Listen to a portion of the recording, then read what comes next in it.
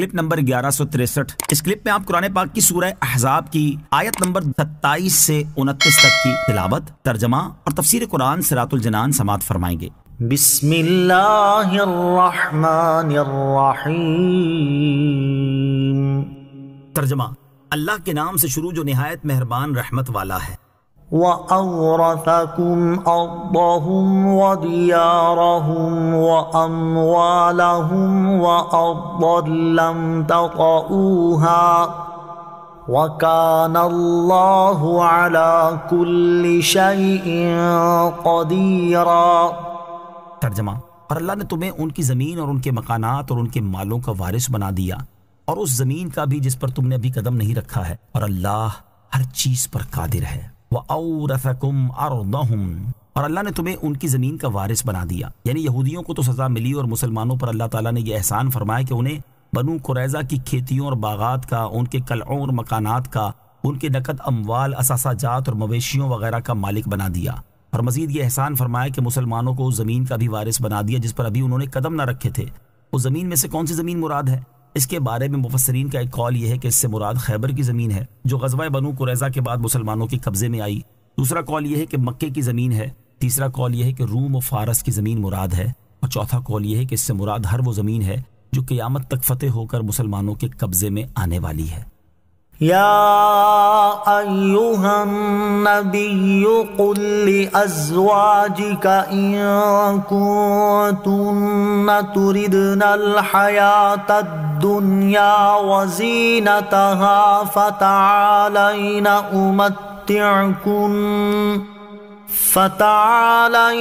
امتعکن واسرحکن سراحا جمیلا وَإِن كُنتُنَّ تُرِدْنَ اللَّهَ وَرَسُولَهُ وَالدَّارَ الْآخِرَةَ فَإِنَّ اللَّهَ أَعَدَّ لِلْمُحْسِنَاتِ مِنكُنَّ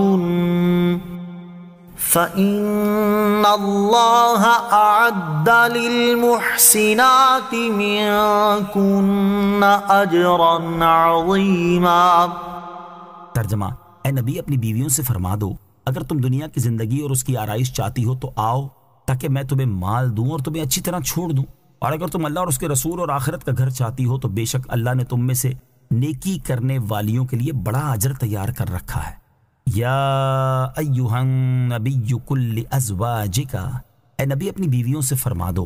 شان نزول، سرکار دو عالم علیہ الصلوۃ والسلام کی ازواج مطہرات نے آپ سے دنیاوی سامان طلب کیے اور نفقہ میں زیادتی کی درخواست کی، جبکہ یہاں تو دنیا سے بے رغبتی اپنے کمال پر تھی اور دنیا کا سامان اور اس کا جمع کرنا گوارا ہی نہ تھا، اس لیے ان کا یہ مطالبہ نبی پاک علیہ الصلوۃ والسلام کے قلب اطہر پر گرا گزرا اور یہ آیت نازل ہوئی اور ازواج مطہرات کو اختیار دیا گیا۔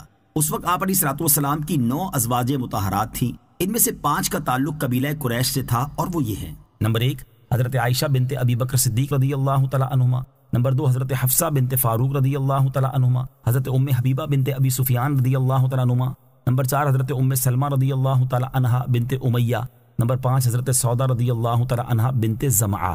اور 4 ازواج مطہرات کا تعلق قبیلہ قریش کے علاوہ دیگر قبائل سے تھا، اور وہ یہ ہیں: نمبر 1 حضرت زینب رضی اللہ تعالی عنہا بنت جہش اسدیہ، نمبر 2 حضرت میمونہ رضی اللہ تعالی عنہا بنت حارث ہلالیہ، نمبر 3 حضرت صفیہ رضی اللہ تعالی عنہا بنت حیی بن اخطب خیبریہ، نمبر 4 حضرت جویریہ رضی اللہ تعالی عنہا بنت حارث مستلقیہ۔ سرکار دو عالم علیہ الصلوۃ والسلام نے سب سے پہلے حضرت عائشہ کو یہ آیت سنا کر اختیار دیا اور فرمایا کہ جلدی نہ کرو اور اپنے والدین سے مشورہ کر کے جو رائے ہو اس پر عمل کرو۔ انہوں نے عرض کی: حضور اقدس صلی اللہ تعالی علیہ وسلم کے معاملے میں مشورہ کیسا؟ میں اللہ تعالیٰ کو اور اس کے رسول صلی اللہ علیہ وسلم کو اور دار آخرت کو چاہتی ہوں۔ اور باقی ازواج مطہرات نے بھی یہی جواب دیا۔ فقہی مسئلہ: جس عورت کو اختیار دیا جائے وہ اگر اپنے شوہر کو اختیار کرے تو طلاق واقع نہیں ہوتی، اور اگر اپنے نفس کو اختیار کرے تو احناف کے نزدیک ایک بائنہ طلاق واقع ہوتی ہے۔ نوٹ: طلاق سے متعلق مزید مسائل کی معلومات حاصل کرنے کے لیے بہار شریعت حصہ 8 کا مطالعہ فرمائیں۔ وَإِن كُنتُنَّ تُرِدْنَ اللَّهَ وَرَسُولَهُ وَالدَّارَ الْآخِرَةَ، اور اگر تم اللہ اور اس کے رسول اور آخرت کا گھر چاہتی ہو۔ معلوم ہوا کہ حضور پرنور علیہ الصلوۃ والسلام کو اختیار کرنا در حقیقت اللہ تعالیٰ کو اور قیامت کو اختیار کرنا ہے۔ جسے نبی پاک علیہ الصلوۃ والسلام مل گئے اسے خدا اور ساری خدائی مل گئی، اور جو نبی پاک علیہ الصلوۃ والسلام سے دور ہوا وہ اللہ تعالیٰ سے دور ہو گیا۔ اس آیت سے معلوم ہوا کہ نبی پاک علیہ الصلوۃ والسلام کی ازواج مطہرات رضی اللہ تعالیٰ عنہن کی نیکیوں کا اجر و ثواب دوسروں سے زیادہ